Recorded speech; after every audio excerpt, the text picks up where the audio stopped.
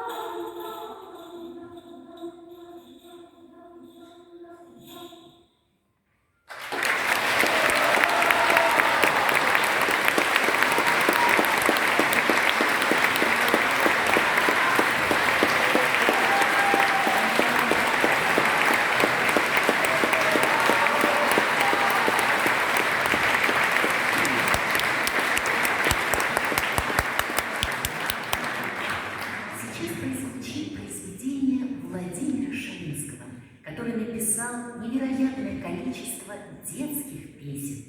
«Голубой вагон», песенка «Мамонтенка», вместе весело шагать по просторам и, конечно, припевать лучше хором. Музыка Владимира Шаинского. Веселая фуга.